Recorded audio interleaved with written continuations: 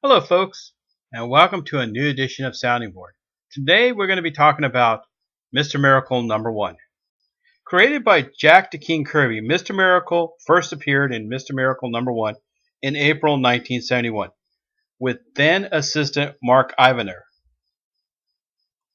Mr. Miracle was a series about a super escape artist from Apocalypse, part of the Fourth World series Jack Kirby was starting back then.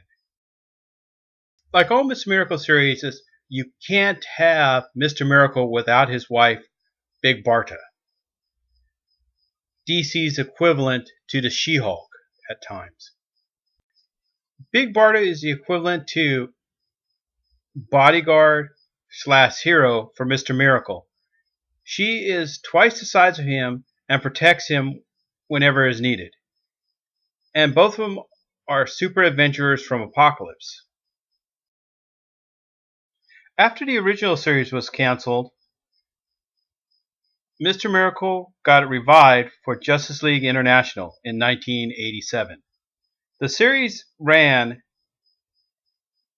for a while. It was kind of cool actually, Booster Gold, Blue Beetle. It was basically a very humorous take on the superhero genre, making Mr. Miracle and Big Barda a lot more lighter and dealing with a lot more relationship problems.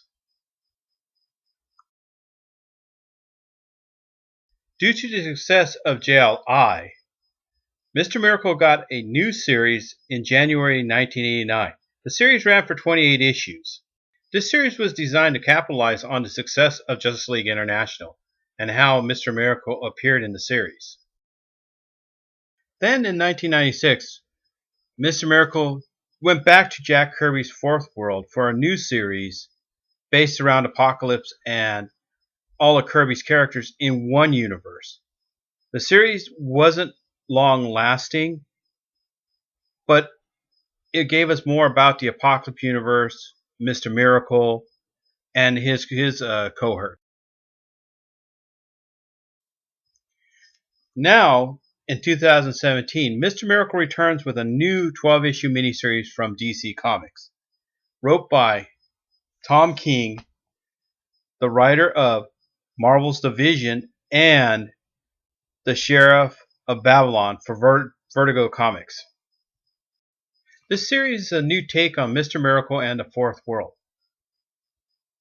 Issue 1 came out. It doesn't really tell you much yet about the story, but all you can do is talk about the art, and it was very striking of artwork, done in that 70s stipple look of the comics used to have.